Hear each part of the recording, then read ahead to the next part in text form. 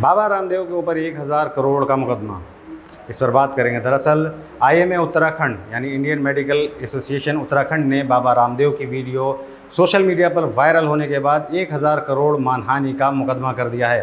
बात इस पर करेंगे और बात करेंगे कि हाईकोर्ट में गया केंद्र सरकार के खिलाफ व्हाट्सएप, इस पर भी बात करेंगे और बात करेंगे पीपीई किट घोटाले की। आदाब, स्वागत है आपका 24/7 टुडे न्यूज़ में। मैं हूं फ़हीम। इन सब पर बात करेंगे, लेकिन बात करने से पहले नज़र डालते हैं रामपुर की कुछ अहम खबरों पर। वहीं रामपुर में उद्योग व्यापार प्रतिनिधिमंडल के कार्यालय पर एक बैठक संपन्न की गई। इस अवसर पर व्यापार मंडल के राष्ट्रीय अध्यक्ष संदीप अग्रवाल सोनी ने व्यापारियों की दयनीय दशा को देखते हुए कहा कि 1 जून से संपूर्ण बाजारों को खुलवाया जाना अति आवश्यक हो गया है। साथ ही ये भी कहा कि बाजार नहीं खुलने की दशा में अब व्यापारी वर्ग भूख हड़ताल पर बैठने को मजबूर हो जाएगा, क्योंकि व्यापारी समाज अर्थव्यवस्था से परेशान होकर अब आत्महत्या पर मजबूर हो गया है। उनसे सारे संपूर्ण बाजार खुलने चाहिए। व्यापारी समाज बहुत ज़्यादा परेशान हो चुका है। इस मामले में माननीय मुख्यमंत्री जी से अनुरोध है कि कृपया पूरे उत्तर प्रदेश में संपूर्ण बाजार, चाहे वो कपड़े के ट्रेड हो, चाहे वो लोहे का ट्रेड हो, चाहे किराने का हो, चाहे खाद्य का हो, सारे ट्रेड 1 जून से खुलवा दें, क्योंकि व्यापारी समाज बहुत परेशान हो चुका है। उसके लगातार चालान भी कट रहे हैं, उसकी रसीदें भी कट रही हैं, उसको गिरफ्तार भी किया जा रहा है, वो थाने भी जा रहा है। व्यापारी समाज बहुत परेशान है। इस वक्त इतना अत्यधिक ज़्यादा परेशान है कि अपनी दुकानों का किराया नहीं निकाल पा रहा है, बच्चों की फीस जमा नहीं कर पा रहा है, अपने परिवार का इलाज नहीं करा पा रहा है। ऐसी विषम परिस्थितियों में माननीय मुख्यमंत्री से अनुरोध है कि प्रदेश में जनता और व्यापारी समाज की आजीविका को ध्यान में रखते हुए, उनकी रोजी रोटी को ध्यान में रखते हुए, उनके व्यापारी हित को ध्यान में रखते हुए इस बेरोजगारी की समस्या जो जिस प्रकार बढ़ रही है, इस बेरोजगारी की समस्या का समाधान करते हुए 1 जून से संपूर्ण बाजार खुलवाने के आदेश जारी करें। पुनः किसी भी कीमत पर लॉकडाउन ना बढ़ाएं। उनसे हाथ जोड़कर विनती है। ये व्यापारी समाज की मांग नहीं, आम जनता की मांग है। अगर ऐसा नहीं हुआ तो व्यापारी समाज आत्महत्या पर मजबूर हो जाएगा, खुदकुशी पर मजबूर हो जाएगा। प्रदेश में इस वक्त प्रत्येक व्यापारी और आम जनता अर्थव्यवस्था से अत्यधिक ज़्यादा परेशान है। पुनः माननीय मुख्यमंत्री से अनुरोध है कि 1 जून से संपूर्ण बाजारों को खुलवाया जाए। जय व्यापारी, जय व्यापारी। रामपुर पुलिस अधीक्षक शगुन गौतम के निर्देशन में 25 और 26 मई यानी पिछले 24 घंटे के अंदर रामपुर पुलिस द्वारा कोविड-19 प्रोटोकॉल का उल्लंघन करने वालों के विरुद्ध कड़ी कार्रवाई की गई, जिसमें जनपद में बिना मास्क घूम रहे व्यक्तियों से लगभग 2,24,000 रुपये का शमन शुल्क वसूला गया। वहीं 216 वाहनों का चालान एवं 1,03,400 रुपये का शमन शुल्क वसूला गया। वहीं 77 व्यक्तियों के विरुद्ध धारा 151 सीआरपीसी की कार्रवाई कर गिरफ्तार किया गया।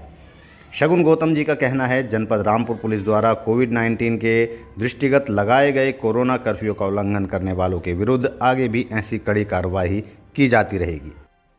एक तरफ पुलिस की ये कार्रवाई रुकने का नाम नहीं ले रही है, तो दूसरी तरफ कोई मुख्यमंत्री को अपने खून से पत्र लिख रहा है। जी हाँ, हम बात कर रहे हैं आम आदमी पार्टी के छात्र विंग के जिला अध्यक्ष रैयान खान की, जिन्होंने खून से पत्र लिखकर पुलिस चेकिंग के नाम पर जनता के साथ हो रहे उत्पीड़न के खिलाफ आवाज़ उठाई। आज हमने उत्तर प्रदेश की योगी सरकार को एक अपने खून से लेटर लिखा है और उसमें मांग की है कि जो अंधाधुंध वाहन चेकिंग उत्तर प्रदेश के अंदर की जा रही है, इसे फौरी तौर पर बंद किया जाए, क्योंकि लोग अपने ज़रूरी सामान के लिए, ज़रूरी ज़रूरतों के लिए, जैसे फल लेना है, सब्जी लेना है, राशन लेना है, किसी को घर में बच्चे की तबीयत खराब है, डॉक्टर क्या दिखाना है, या कोई भी ज़रूरी सामान, दवाई जैसे, इसलिए भी अगर लोग घरों से अपने बाहर निकल रहे हैं तो उनके लिए भी पुलिस उनकी एक नहीं सुन रही है और बड़े बड़े फर्जी जुर्माने और गाड़ियाँ सीज कर रही है। उनको इनका 151 में या और धाराओं में चालान कर जेल भेज रही है, जो कि इंतहा है जुल्म की। और देखने में भी आया है कि उन्नाव के अंदर एक सब्जी वाले को, एक गरीब को, एक मजलूम को ऐसा मारा है कि उसकी हत्या कर दी गई।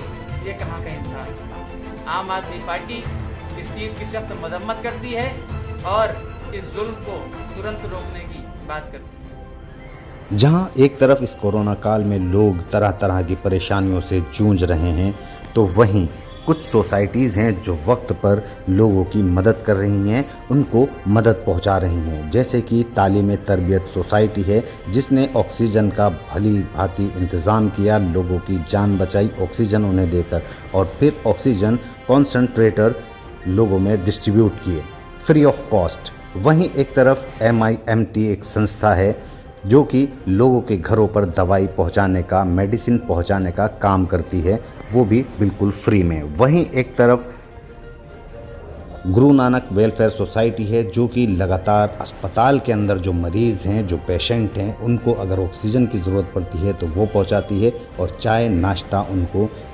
बांटती है। वहाँ पर उनके वॉलंटियर कंटिन्यू काम कर रहे हैं। अब उनके खैर अरेस्ट तो किसी वो जो है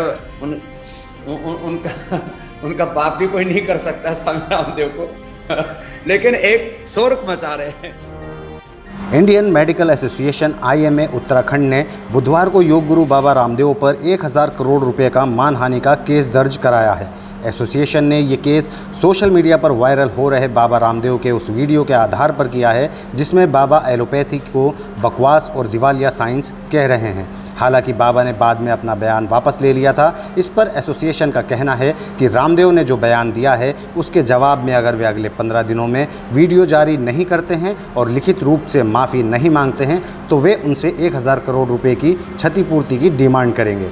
इससे पहले इंडियन मेडिकल एसोसिएशन यानी IMA ने शनिवार को बाबा रामदेव पर एलोपैथी इलाज के खिलाफ झूठ फैलाने का आरोप लगाया था। IMA ने रामदेव को एक लीगल नोटिस भी भेजा था। डॉक्टर्स की संस्था ने रामदेव पर मुकदमा चलाने की मांग भी की। हालांकि रामदेव की संस्था पतंजलि ने बयान जारी कर आरोपों को गलत बताया था। IMA ने लिखा था, बाबा रामदेव ने ये दावा किया है कि रेमडेसिविर, फेविफ्लू और DGCI से अप्रूव दूसरी ड्रग्स की वजह से लाखों लोगों की मौत हुई। उन्होंने drugs controller general of India DGCI और स्वास्थ्य मंत्री की साख को चुनौती दी है। कोरोना मरीजों के इलाज में रेमडेसिविर के इस्तेमाल की मंजूरी केंद्र की संस्था central drugs standard control organisation CDSCO ने जून-जुलाई 2020 में दी थी। ये भ्रम फैलाने और लाखों लोगों की जान खतरे में डालने के लिए बाबा रामदेव पर मुकदमा चलाया जाना चाहिए। रामदेव ने फेविपिराविर को बुखार की दवा बताया था। इससे पता चलता है कि मेडिकल साइंस को लेकर उनका ज्ञान कितना कम है। IMA ने पत्र में लिखा है कि इससे पहले कोरोना के लिए बनाई गई अपनी दवा की लॉन्चिंग के दौरान भी रामदेव ने डॉक्टर्स को हत्यारा कहा था। कार्यक्रम में स्वास्थ्य मंत्री भी मौजूद थे। सभी इस बात को जानते हैं कि बाबा रामदेव और उनके साथी बालकृष्ण बीमार होने पर एलोपैथी इलाज लेते हैं। इसके बाद भी अपनी अवैध दवा को बेचने के लिए वे लगातार एलोपैथी के बारे में भ्रम फैला रहे हैं। इससे एक बड़ी आबादी पर असर पड़ रहा है। अब उनके खैर अरेस्ट तो किसी वो जो है उनका पाप भी कोई नहीं कर सकता स्वामी रामदेव को लेकिन एक शोर मचा रहे हैं।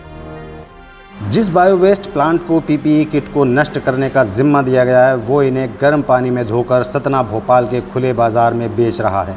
दरअसल मध्य प्रदेश के सतना ज़िले में आपदा को अवसर में बदलने का डरावना और शर्मनाक वीडियो वायरल हुआ है।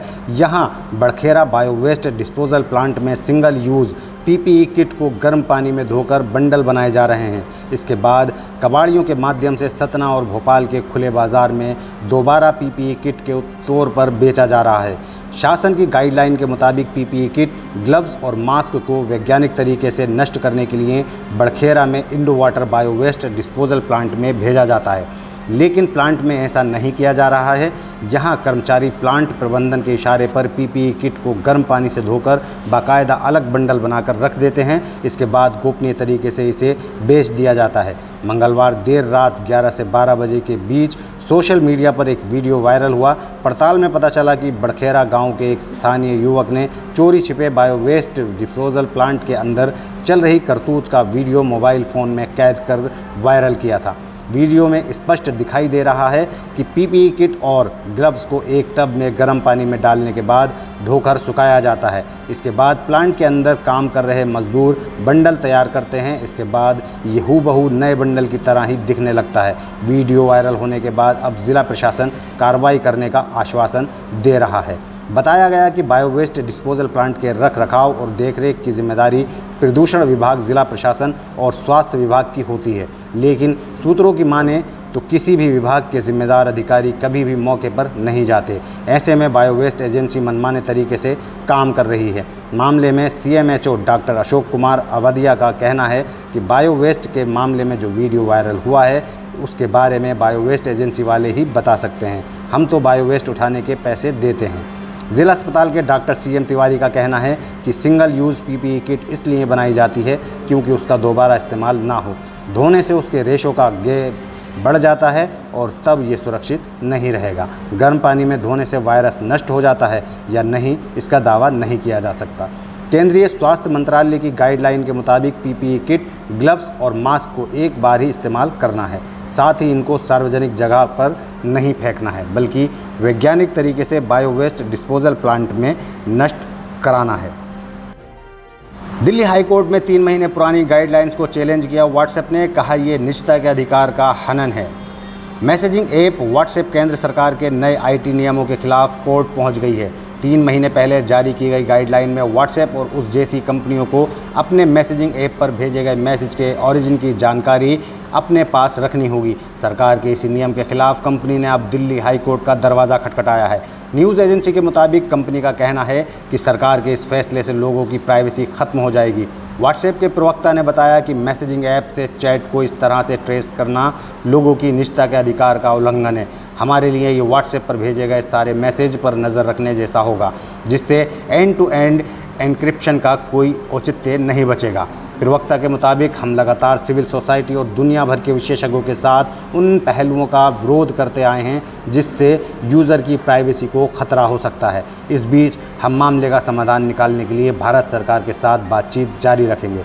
इस बीच व्हाट्सएप पर मालिकाना हक रखने वाली कंपनी फेसबुक का जवाब आया। कंपनी ने मंगलवार को कहा कि वो IT के नियमों का पालन करेगी, साथ ही कुछ मुद्दों पर सरकार से बातचीत जारी रखेगी कि लोग आज़ादी से और सुरक्षित तरीके से अपनी बात हमारे प्लेटफॉर्म के ज़रिए कह सकें। सरकार ने सोशल मीडिया प्लेटफॉर्म के लिए इसी साल 25 फरवरी को गाइडलाइन जारी की थी और इन्हें लागू करने के लिए 3 महीने का समय दिया था। डेडलाइन मंगलवार यानी 25 मई को ख़त्म हो गई है। व्हाट्सएप, ट्विटर और इंस्टाग्राम जैसे सोशल मीडिया प्लेटफॉर्म्स ने अब तक नहीं बताया कि गाइडलाइंस को लागू किया गया या नहीं। ऐसे में सरकार इन पर एक्शन ले सकती है।